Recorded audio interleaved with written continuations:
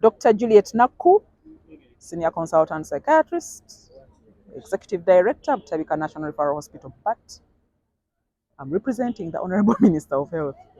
In this country, studies have shown that about 1 to 2% of Ugandans, of the Ugandan population, are suffering from epilepsy. And those are the ones we see in the health facilities. There could probably be more people because we know that many people do not actually come out for treatment to the health facilities because of the various myths and misconceptions about epilepsy. So the purpose of this day is in fact to raise awareness about epilepsy, to ensure that the public, not only health workers, but the public and the communities know that epilepsy is something that exists in the communities, it is a medical condition, and it can be treated medically. It is not because someone has been bewitched that requires concoctions from the soil, but we have medicine in our health facilities, right from the lower facilities, Health Center 3, up to the referral hospitals, facilities to treat epilepsy. So today, we are commemorating the International Epilepsy Day, which should have fallen for this year on the 12th of February. And on this day, we normally wish to raise awareness about the issue, to drum up support for the people who are suffering epilepsy on their journey, to also emphasize on the need for treatment, diagnosis, treatment, and support for these people who suffer mental health problems, rather epilepsy problems, and to also encourage and inspire the sufferers that we're here for them and there's hope beyond epilepsy.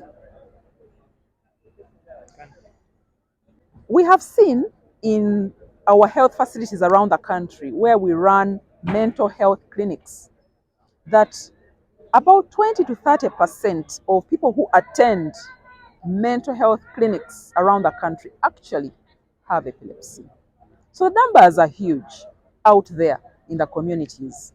And so we need this awareness to go around so that many people can get to know and they can come to get treatment. One would ask, does it help? Does epilepsy heal? Epilepsy, in the past, people thought maybe epilepsy didn't heal. But now we know that some forms of epilepsy do actually cure. There are forms of epilepsy which are self-limiting, like the juvenile epilepsies, when children get to about 15, 16, 17 years, some of those may go away and not return. But we also have now services that are starting in Uganda, where we are going to start epilepsy surgery. That means the neurosurgeons will go and do some tests to identify points in the brain that are causing abnormal wave activity in the brain and actually cut those out.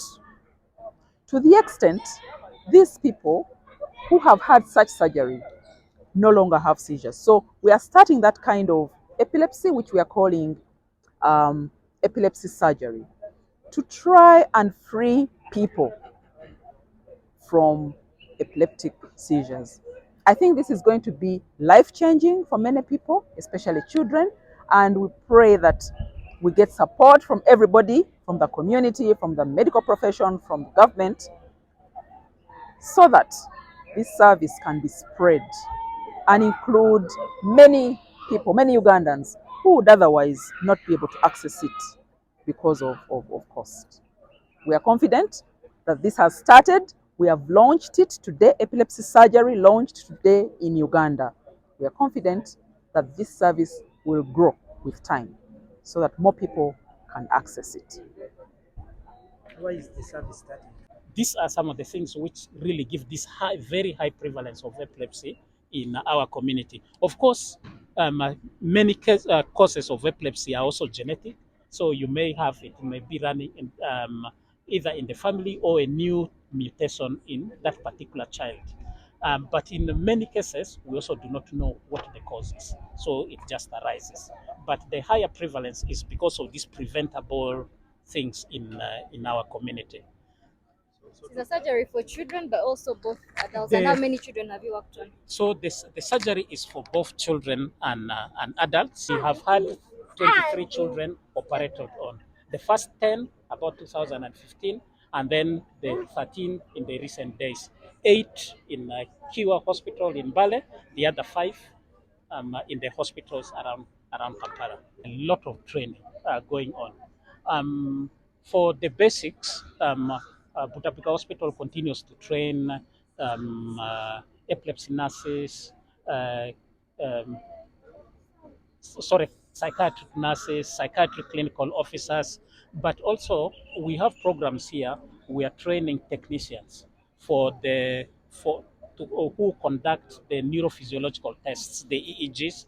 That one has been going on through the Molago Makerere Epilepsy Project. And then for specialists, we are currently training quite a number of people. We have been able to send specialists in countries. We have 3 pediatricians who are currently training, one in developmental pediatrics, and then the other 2 in neurology, pediatric neurology. These are training in Cape Town, and once they come back, they'll be able to beef our plan. Although once they come back, the plan is now to set up these training programs in Uganda because I will have built enough capacity. Meanwhile, the neurosurgical trainings are going on. We have a Master of Medicine program in neurosurgery, but also the East African College of Surgeons is conducting a neurosurgical training.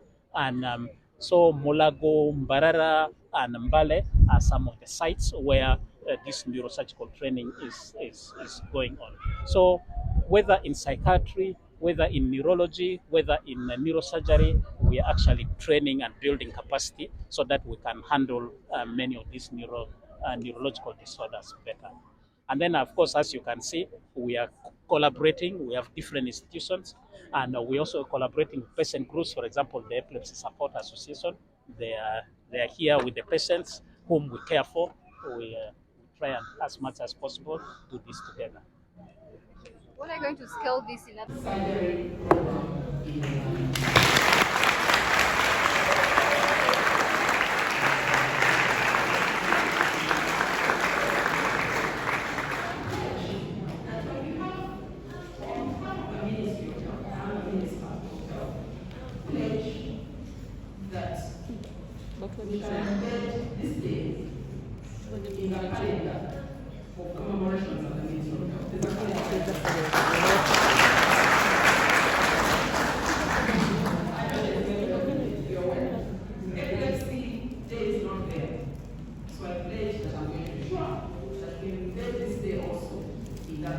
So that we raise more awareness and drum up the need for services in this country. Thank you for all the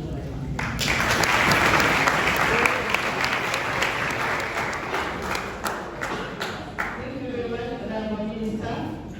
And when you go back, please tell the Minister that the Critical Science was the first one to celebrate this international Tuesday.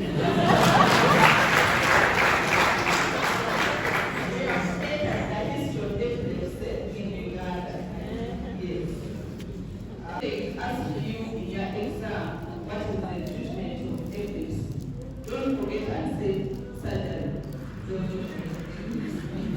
Because I tell my attorney to my young children that there is primary epilepsy and secondary epilepsy, and they are talking about the one that has a lesion. So don't forget that. Even from